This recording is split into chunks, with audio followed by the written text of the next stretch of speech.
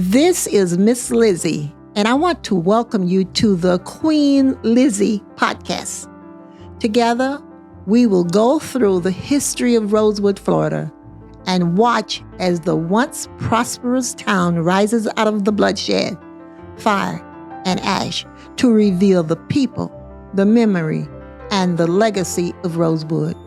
Watch every Thursday on Facebook and YouTube, or listen to our story on Apple or Google Podcasts, Spotify, iHeartRadio, or wherever you find your favorite podcasts. Today, I'm going to share with you the building, the making of Rosewood, how it was started among the people that had come from different parts of the United States to get to Rosewood. First of all, they came on schooners and boats, well, the same thing, to get to Cedar Key. They came from southern states, South Carolina, North Carolina, Alabama, Mississippi, Georgia. And believe it or not, they were enslaved. They came as slaves or enslaved. They were not free. And they, in the early 1800s, they started to build a town outside of Cedar Key. However, many of them remained in Cedar Key and started to make contact with each other. And they knew they wanted to grow, build a town. And when the tsunami came in the 1800s, that moved some of them outside of Cedar Key. I have the census from the 1870 showing that my great-great-grandfather lived outside of Cedar Key, Precinct 9, and which is near Sumner and Rosewood. And that gave me knowledge to know that they moved from outside of Cedar Key to Sumner and then to Rosewood. And Miss Lizzie, we are speaking of, you have a descendant who was there in 1830. So we're talking about before all of the logging and lumber and all of that. You're talking before when Cedar Key was just a tiny fort. Mm-hmm. Exactly. Yes. Okay. Yes. We're way back in Florida history here. Yes. Mm-hmm. Okay, but thank you for that information. Yes, and the Seminole are still all the way up, coming, and the Seminole Wars have started. The Indian Wars, there were several different skirmishes. But we are talking way back. You are a true Floridian, so I'm sorry for interrupting you. No, you did not interrupt me. I needed that. Mm-hmm. Okay, so anywhere you want to step in and help, you have my permission. Okay, because you are very well versed in history too, and that's why you are helping me to locate my McIntyre family. Would you like to talk or tell me about you told me about my great grandfather Abner? Yes. McIntyre. He was. We find him on the census, and his father, Henry McIntyre, had how many children did he have? 24, 23? Yeah, he had many, many children. And your direct descendant, Abner McIntyre, was mentioned. He was a teamster and a stockman. And, in Florida during that time, the deer had come over with the Spanish, and then they ran around wild like, not the deer, the cattle. They ran around wild like deer, and the cattlemen would round them up. And that was a big business, to the whole world of gathering up. And since Cedar Key was a fort, I assumed that since they're mentioned and they have a connection up to Fort Fanning, which is where the Swanee, at Fanning Springs, there was a fort there, and that I would assume that there was some connection with the very old U.S. Army then. And working with those forts because of where they lived. And then they had land and were farmers before they were enslaved, but then they were farmers before Yes. all of the lumber and the turpentine and everything that came in, which would have been around 1890. Exactly, because speaking of farming, I found my great-great-grandfather's property. He was a property owner. And you know what? In the 1800s, Mm-hmm. he was given 159 acres. Mm-hmm. I'm thinking it was a land grant. Does that make sense? Yes. Land Mm-hmm. grant. Okay. What year was that again? 1897. Huh. Yeah. Mm-hmm. Uh-huh. And I'll share that with you because I'm trying to find out what happened to the property. Okay. So when I find out, we'll talk about it. But anyway, they were property owners, and and you just mentioned the word stockman. I remember asking my mom what was his job, and she told me he was a stockman. It was So- a skilled job. It was, and you think of Florida right now as being highways and Cedar Key. Then it was sandy scrub, so that you could do the skilled labor of getting the wagons and the everything together, and the oxen teams, and to get all of that together was a really valuable skilled. It was tough too. Those pioneers were tough. Tough. And the land was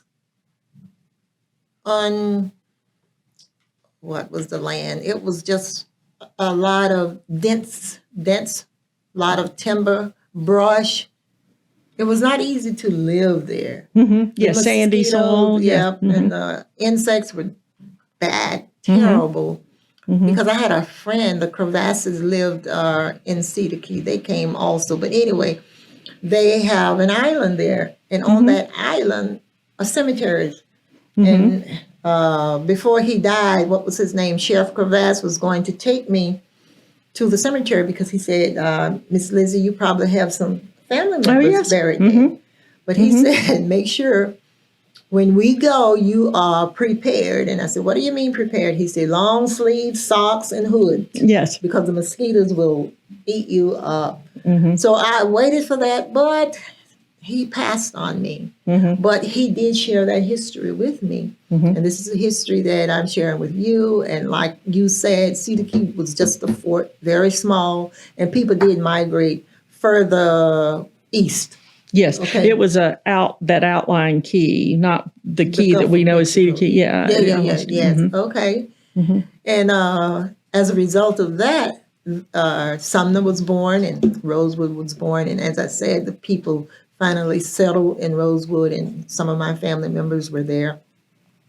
But my aunt was the teacher there in Rosewood from 1915 to 1923. And I'm just going to share some information about how Rosewood became Rosewood during those years. But I went back, I wanted to know, and people often ask me how many people were in Rosewood in 1923, a question I can't answer. However, I do know in 1919, I have a copy of the school records. And at that time, in 1919, there were 27 parents, Black parents, or guardians, and 40 students. However, all of the children did not go attend school because many of them did not like attending school. And of the 27 guardians, it was either a father or a mother. So if they were married, then it was twice 27. Okay. And on the white, I also did the white school records. I found those records. I had to beg and beg and beg to get copies or to get documents of the Levy County schools. And there were 6 children, white, and 4 white parents or guardian. So that tells you that the majority of, it was more blacks living in Rosewood in 1919 Yes. than whites. However, when the sawmill closed, they migrated to Sumner, to the new, relocated to the new sawmill and worked there. So you're writing something. Yeah, well, this goes back to you talking about Abner McIntyre and how he got his property. You know that if he was in Cedar Key, Florida doesn't have very many Civil War sites, but Cedar Key was a place where the Union got it early and held it. And it was a place where a lot of people came to, but he might have done some work for the Union Army. That may be how. There may be some connection, but we can find anything if we dig enough. But I tell you what, it was legit because the 23rd president signed it. What was his name? Allen Grant. Wrong name, but anyway, he signed it, and all of the Levy County elected officials signed the. It's really a deed, and I was talking to an elected official, and he said, well, if the property had liability on it at the time, it's still your property. I know that's not so. I don't know if it's true or not, but the property was handed over to the people in charge because they called him in one day and said, Henry, so don't you want to sell your property? Yeah, put your X here. And that's what he did, put his X there, and that's basically how he... And then this is Levy County closer to Cedar Key or Levy County closer to Rosewood? I know they're close, but I don't know because the deed did not say where it was. Somewhere on earth, Miss Lizzie, somebody can find out. I have. We just need to ask the right person. But okay, then yes. I need to give you a copy of the deed. Yes. Yes, indeed. And Rosewood at by 1920, did World War I cause Rosewood? Were the men called up and came back to Rosewood, or did it cause a migration out that they didn't come back? They were called up.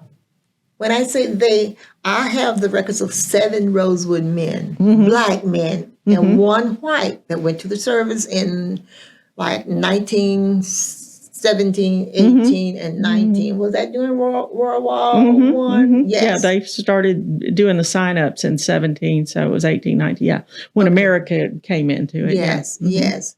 So to answer that question, yes, and I do have the names. And what's so interesting, the names that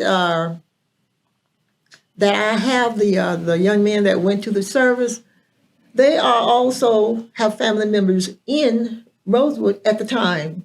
So I know some of them. It's very interesting when you trace history, and you just get so involved in trying to figure out. Well, one thing, the time's running, but one thing that is always interesting to me that I think is so overlooked is, there was a black Union garrison in Gainesville, and some of these men ended up living and farming around in western Alachua County and toward Levy County.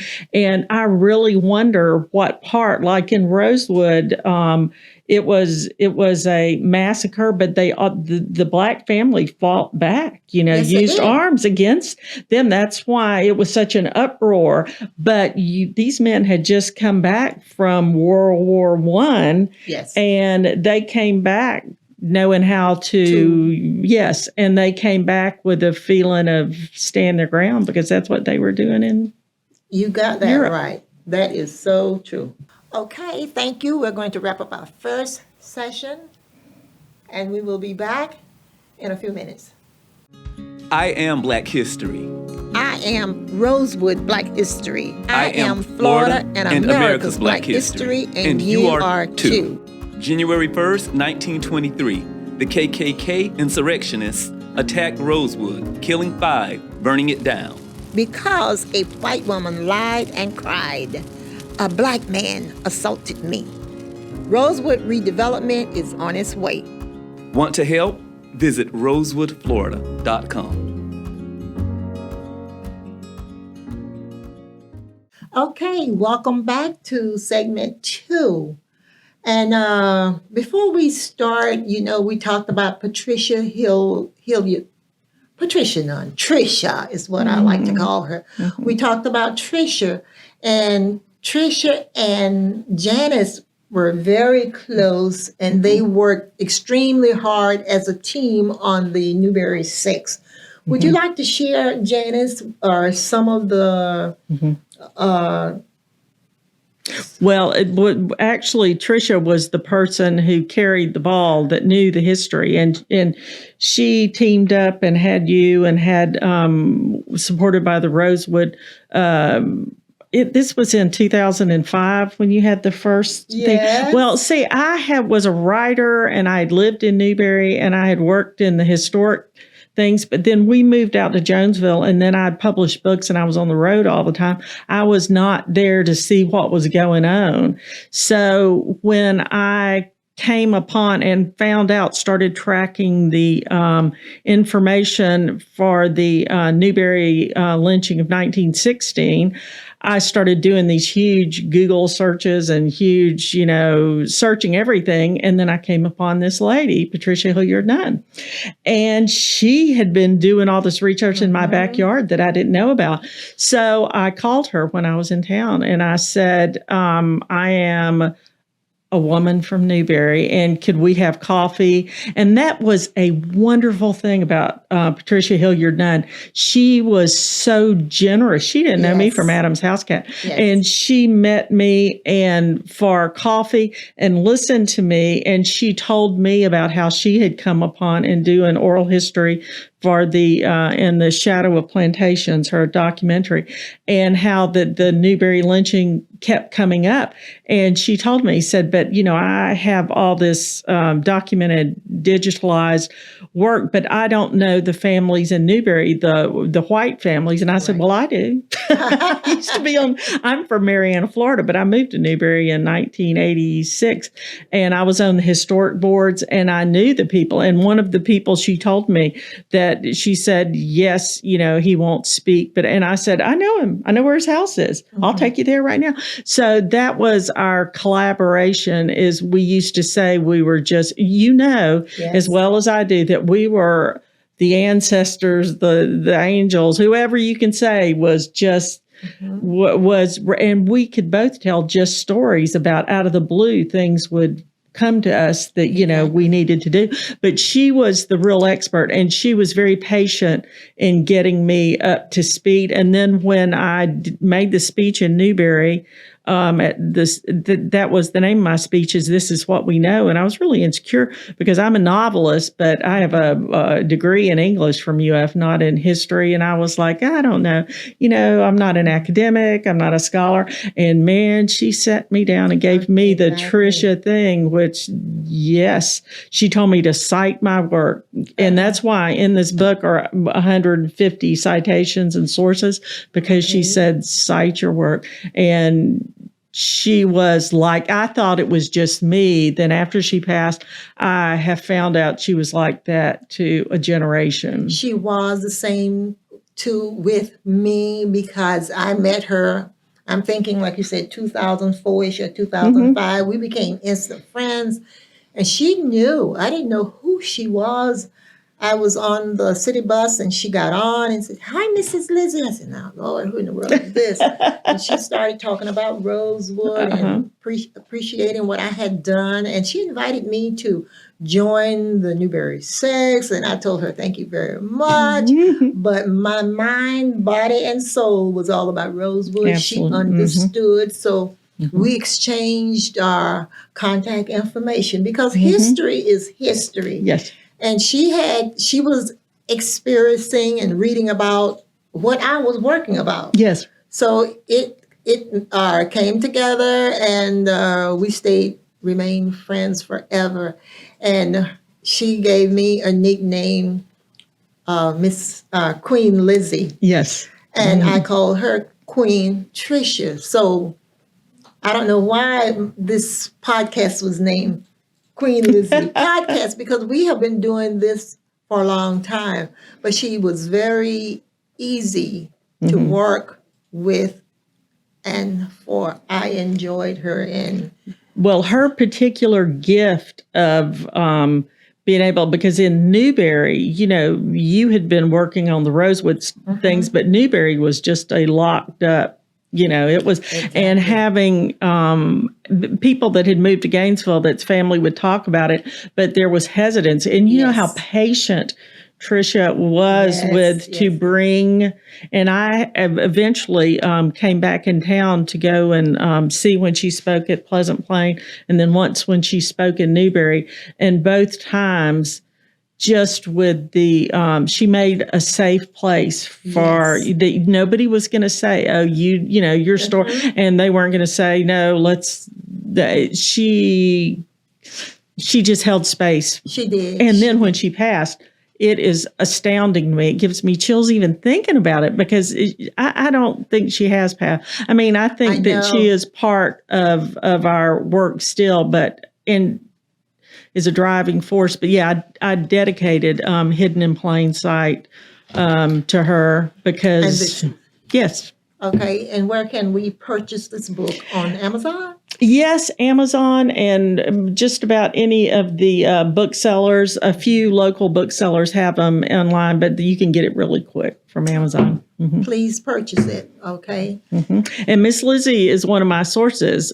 And the thing that was so important, and now that's a podcast we need to do, about your understanding in Archer about the men of worth. Yes. And the other history that is all tied in together. When we talk about Rosewood and we talk about the things that happen in Jonesville, there's a lot of overlap and a lot of, and to me, that was so interesting. And that is a story that in the newspapers so far, I'm not finished at the end of my digging still, but if you aren't telling those stories, I would not have had those stories.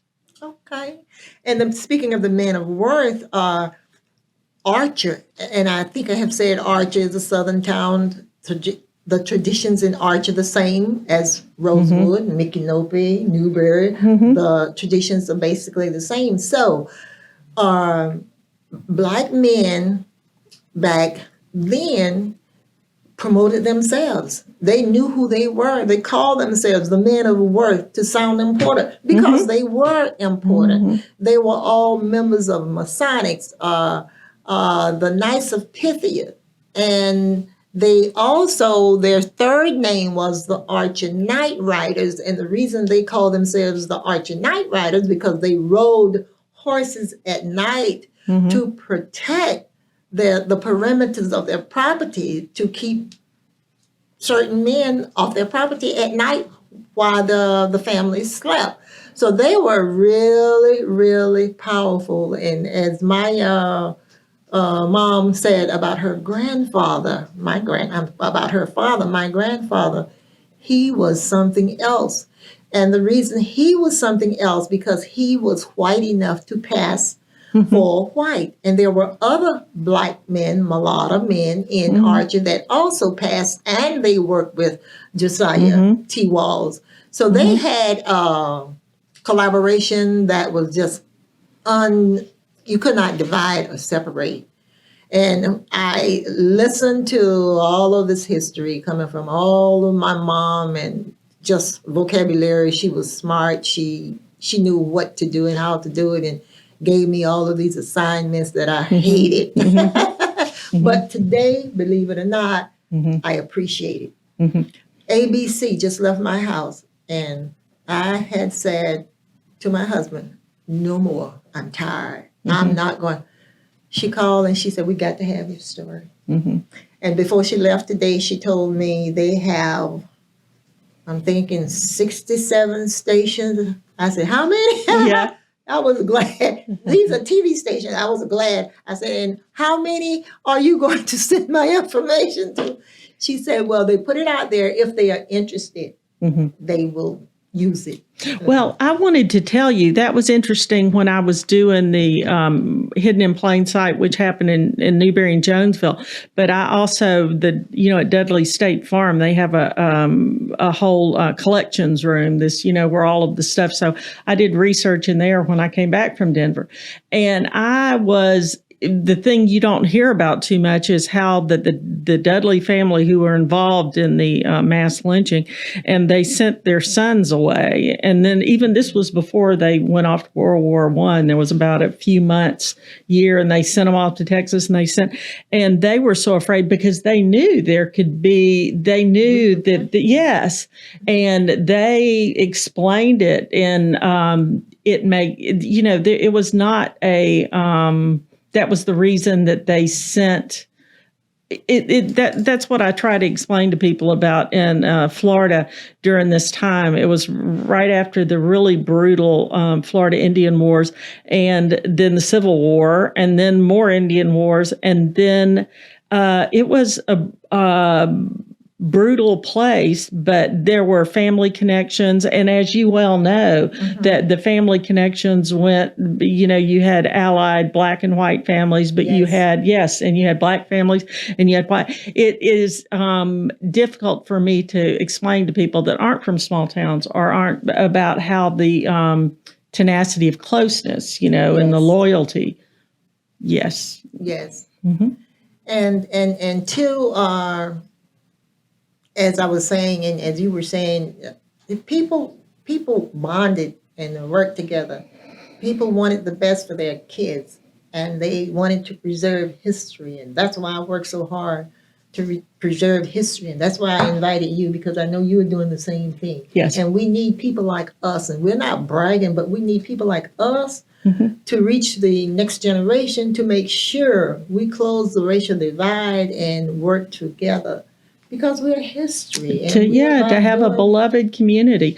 And everything is growing so much. When I moved to Jonesville, it was still farmland, but now it's being over. But we in Florida, we need, otherwise people are just going to live and say, this used to be a pasture, this was, and it's like, no, these were the people that were here were strong people. And they were, when you break down anything like, in Rosewood or in Newberry, it comes down to human. We don't know. That was the name of my original speech about of this book, was This Is What We Know, because there was so much we didn't know. Right. But we do know enough. And with your stories being first source, it is your family is just it's the most valuable testimony is what you bear witness. Yes, and I have always been interested in. I don't remember building the interest. Well, yes, I do, because my mom told me the story of Rosewood at age 5. It stuck with me, but it didn't stick to me. Yes. Mm-hmm. You know what I mean? Yes. Uh-huh. And in 1984, I was not working summer school. I decided I wanted to do a tribute to Archer. And that's when I did my first book, a tribute to all of the Archer Black families. And I had this typewriter that was old, really old, no access to printing machines, but we had this hand crank printer at my school, and that's what I used. I have that book. It's my prize book, but it tells every Black family in Archer. I did a history, a family tree. My girlfriend and I went to the homes and talked to these people, and they were so proud to share this history. That is everybody. That is a thing that I can't underestimate to people, is how much it empowers people to know that their stories and that they're part of history, and to even know little things about. The reason I became a genealogist when my father was alive, is he lived in his parents divorced when he was young, and his father went off to Texas. So Daddy didn't have an idea. He grew up in a county with a lot of people with his last name, but he didn't feel that connection. And this was when it was harder to do genealogy. Exactly. But I would started doing it, and you could see him getting stronger every year that he knew more about. And now I have a cousin that wants us to write the book about our family. But it is, when you really get down to it, a lot of our families have so much in common, and they have a lot of, it's just the strength of knowing where you're from. It is powerful. Mm-hmm. It is powerful. I have been doing this research for 30 years, and I have been begging my nieces and nephews Mm-hmm. to help. Mm-hmm. PBS came out a couple of weeks ago Oh. and did a story, an interview and a story. My nephews in their 60s were both there, 2 of them out of the 42 that I have. And they talked. I was so proud of them. And like you say, they feel a part of. And what they said about me, I couldn't believe it came out of their mouths. They have been watching me. Yes. Okay? My little 10-year-old nephew said the same thing. My auntie Lizzie told me that the people killed some of our people because they didn't look like us. I said, my God, where is he getting this from? And I had relatives in Rosewood also, is what he said to the audience. It was awesome. And I think we are coming to a close. And what I want to leave with you, I too have a book. Okay. And this book should be in the hand of every Black child because it has Black pictures. And when I was growing up, there were not one Black picture in a book. I showed this picture right here to a little girl and to Royalty. Her name is Royalty, and she's age 2. And I said, Royalty, who is this? She said, me. and that's, you know what? Exactly. Yes. That was the reaction of all of the adult people sitting there. She could imagine this little girl being her. So if you want to purchase a book, go to the Real Rosewood Foundation. No, I'm sorry. Go to rosewoodflorida.com and you can purchase a copy of this book on Amazon. This has been an interesting time spent with you, Janice. And yes, we got to come back and we've got to talk about history, more history. People need to know. Okay, we are the shepherds and the stewards for the next generation. Yes. We got to give it to them. Yeah, we have to face our mothers and one day, and we don't want to do that and say we didn't do our job. Exactly. Thank you very much, and we will be in touch. Yes, ma'am.